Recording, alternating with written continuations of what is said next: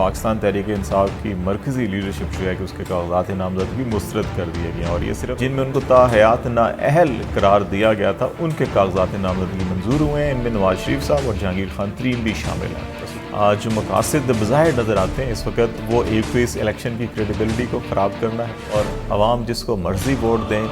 Result जो है वो ऐसा ही आना है, तो इसलिए वोट का फ़ायदा नहीं है। अस्सलाम वालेकुम नाज़रीन, औसाफ डिजिटल और ABN में खुशामदीद। आज हम बातचीत करेंगे कागजात नामजदगी की स्क्रूटनी के हवाले से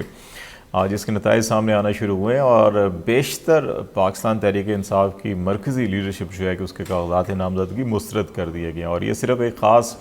पंजाब सूबे में ही नहीं बल्कि दीगर सूबों में भी ये कागजात नामजदगी मुस्तरद किए गए हैं। जबकि दूसरी तरफ हम ये भी देख रहे हैं कि ऐसे उम्मीदवार दीगर जमातों से जिनके बारे में सुप्रीम कोर्ट ऑफ पाकिस्तान के फैसले मौजूद थे, जिनमें उनको ताहयात नाअहल करार दिया गया था, उनके कागजात नामजदगी मंजूर हुए हैं। इनमें नवाज शरीफ साहब और जहांगीर खान तरीन भी शामिल हैं। असूली तौर के ऊपर अभी ये फ़ैसला होना बाकी है। सुप्रीम कोर्ट ऑफ पाकिस्तान में एक मामले की समाअत जो है वो ज़ेर इल्तवा है और जनवरी के पहले हफ्ते में उस पर मज़ीद समाअत होनी है। लेकिन उससे पहले ही रिटर्निंग ऑफिसर्स की जानिब से ये कागजात नामजदगी मंजूर करना और दूसरी तरफ जो तजवीज़ कुनंदा या तायीद कुनंदा है उनके भी कंडक्ट के ऊपर सवाल उठाए गए और उस बुनियाद के ऊपर भी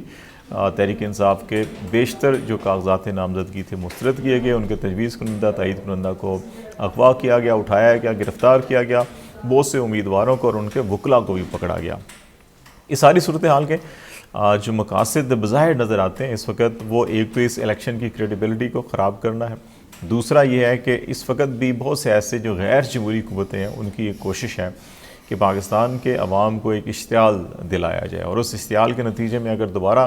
कोई खुदा न खास्ता मुज़ाहरे होते हैं या पुरतशद्दुद मुज़ाहरे होते हैं तो फिर एक और बड़े वसी पैमाने के ऊपर क्रैक डाउन किया जाए।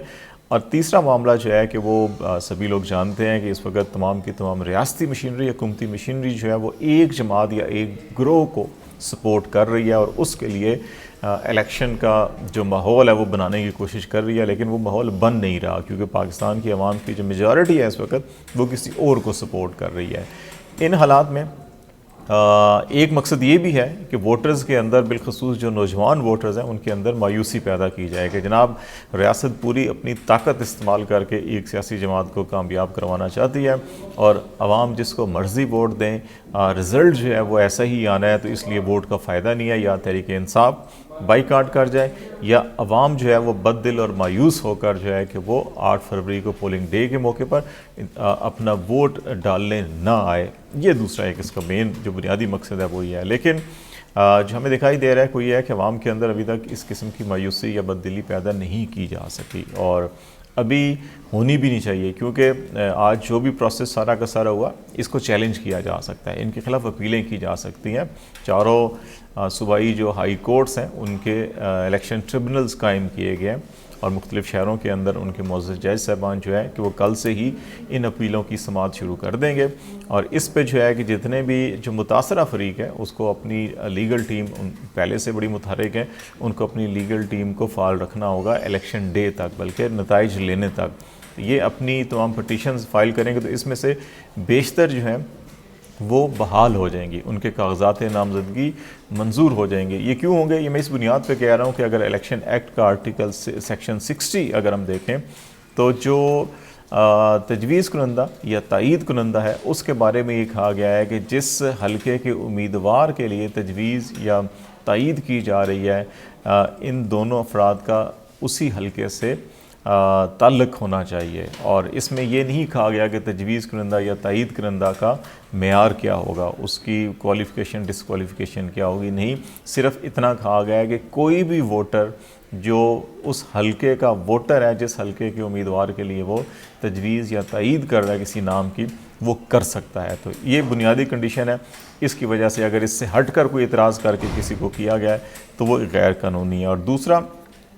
جتنے بھی امیدوار ہیں ان میں آپ دیکھیں گے کہ کسی کا جی بجلی کا بل نہیں ہے، گیس کا بل نہیں ہے، یا سوشل سیکیورٹی کا بل ادا نہیں کیا ہوا، یا یہ ہے جی کہ یہ بینک کا کوئی لون لیا ہے تو وہ ادا نہیں کیا، اس قسم کی چیزیں اعتراضات لگا کر، یا یہ اشتہاری ہے، یا یہ ملزم ہے کسی ایف آئی آر میں نامزد ہے، تو یہ بنیاد بنا کر بیشتر کاغذات نامزدگی مسترد کیے گئے ہیں۔ اب یہ سیکشن 60 کا ہی جو پارٹ 2 ہے، جس میں امیدوار کی جو کوالیفیکیشن یا ڈسکوالیفیکیشن کا معیار کیا ہوگا، کن کے کاغذات نامزدگی منظور ہوں گے یا کن کے منظور نہیں ہوں گے، اور اس میں 3-4 چیزیں درج کی گئی ہیں۔ ایک یہ کہا گیا جی کہ جو اہلیت کا معیار ہے وہ وہی ہے جو آرٹیکل 62-63 کانسٹیٹیوشن کے اندر دیا گیا ہے، تو اس کے اندر تو کوئی ایسی چیزیں نہیں ہیں جن کی بنیاد کے اوپر یہ کیا جا رہا ہے۔ پھر دوسرا یہ ہے کہ ایک جو ہے کہ امیدوار اپنا ایک ایکسکلوسیو اکاؤنٹ کھولے گا، بینک اکاؤنٹ جو انتخابی اخراجات سے متعلق ہوگا، اور وہ اس کا سرٹیفکیٹ دینا ہوگا۔ تیسرا ہے جی کہ مصدقہ